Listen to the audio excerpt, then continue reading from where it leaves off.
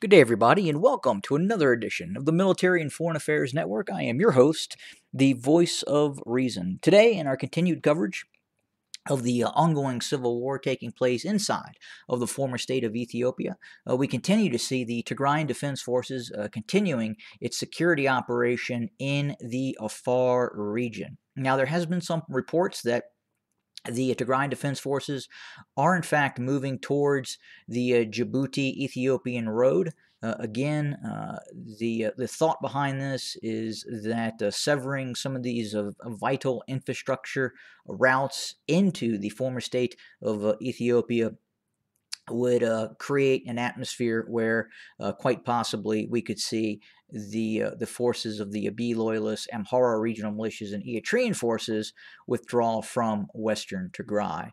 I would say that is a good strategy in thought and process, but at the same time, it would be very, very difficult to maintain forces in the Afar region, given the supply situation and given the possibility of renewed Eritrean attack, given the possibility of renewed Abiy loyalist Air Force attack in the Afar region. So again, at MFAM, we do not believe this is a concerted effort to seize control of territory, and obviously, if you were going to seize control of some of these main arterial routes into the former state of Ethiopia, especially the roadways through Djibouti, you would have to occupy these areas for an extended period of time in order for that strategy to take effect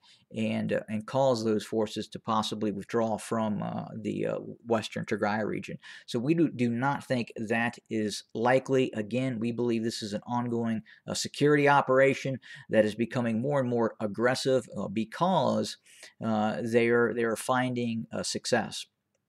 And what I mean by that is in the case of some of these Afar regional militia units that were engaged near Bahale and Abala and even east now of Abala and south of Abala, the TDF has found great success in engaging and destroying some of these units. So a lot of these Afar regional militia units, to include some of their support elements within the Eritrean army, are fleeing the areas near the Tigray Afar regional border. But again, I would not say that success should correlate into an aggressive operation to eventually seize the Djibouti, Ethiopia main roadways. Again, as they get, meaning the TDF gets deeper and deeper into the Afar region, again, it will become more and more challenging to supply those forces, and at the same time, it puts those TDF units at great risk in terms of possible drone strikes.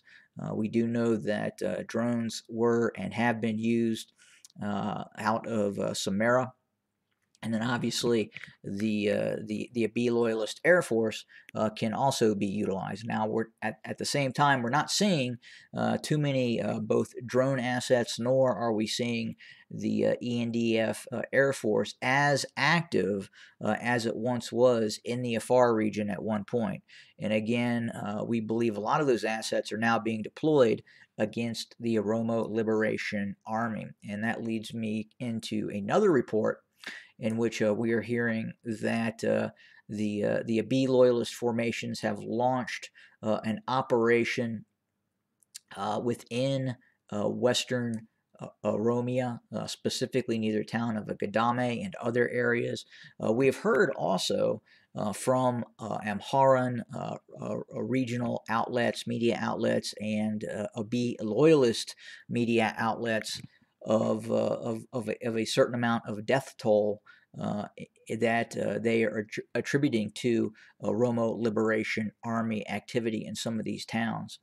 I would caution you on some of those reports, and the reason I do that is we have seen some rather indiscriminate use of fixed-wing airstrikes on a lot of these towns that are under the control of the Oromo Liberation Army. And again, we're seeing these Abiy loyalist fixed-wing aircraft and drones conducting strikes on some of these towns and cities that the OLA is in control over. So inherently, that would lead to a certain amount of a civilian death toll in those towns caused by these Abiy loyalist airstrikes that are continuing.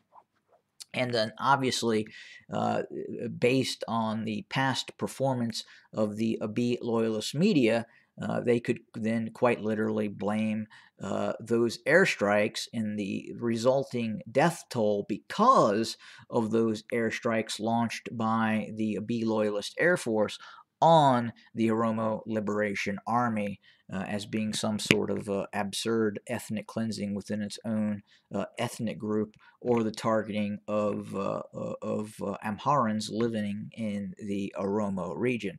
But again, I would caution you on the reception of those reports. Again, there has been the widespread use of fixed-wing aircraft in those areas. And again, I've been reporting on this for the last better part of 2 weeks now, that a lot of these fixed-wing assets that were once being deployed against the Tigrayan Defense Forces are now being utilized against areas in which the Oromo Liberation Army controls. So again, as the Abiy loyalist formations launches airstrikes on these towns that are controlled by the Oromo Liberation Army, there is going to be a certain amount of obviously civilian death toll. Again, most of the time, especially if the Abiy loyalist Air Force is utilizing fixed-wing aircraft, again, these are not precision strikes. They're coming in with dumb bombs, rockets, and launching said airstrikes on a town that is believed to be held by the OLA.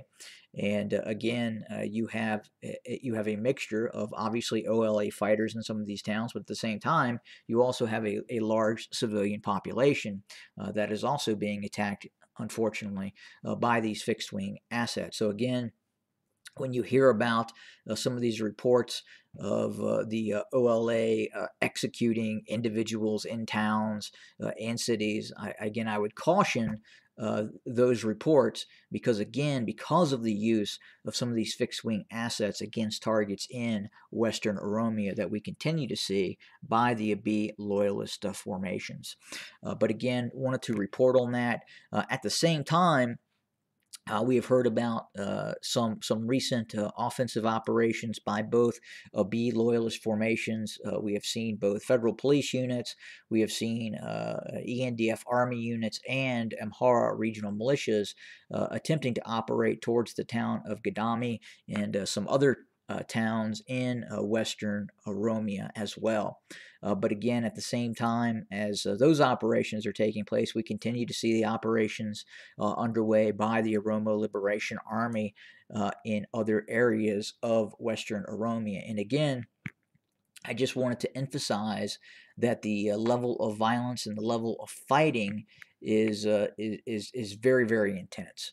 And again, unfortunately, this is something that the world is not paying attention to right now. Obviously, a lot of mainstream media outlets and other media outlets are looking more towards what is happening in Ukraine and other parts of the world.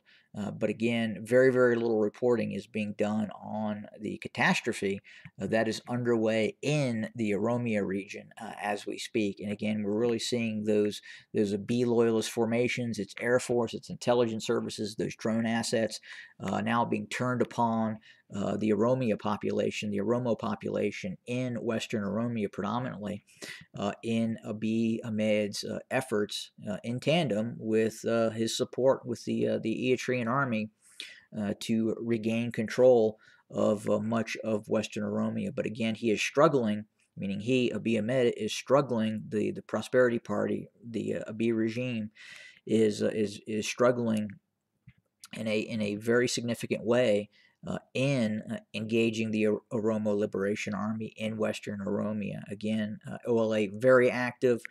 We have received multiple reports, battlefield reports of OLA activity in Western Oromia in which it has caused a great number of casualties to the Abiy loyalist formations and some of the Oromo regional forces that support the Abiy loyalist formations and the Amharan, some of the Amharan regional forces that are now being deployed and have been deployed in the Oromo region. We'd also like to say that some of these regional forces that identify themselves as Oromo regional forces are in fact Amharan paramilitary forces operating in the Oromia region. So again, you'll hear media reports coming out that will say that Oromo regional police forces or special forces are operating against the Oromo Liberation Army. We have intel that would indicate that these are in fact Amharan regional forces, in some cases paramilitary forces such as the Fano organization operating in the Oromia region. So again, just please note that.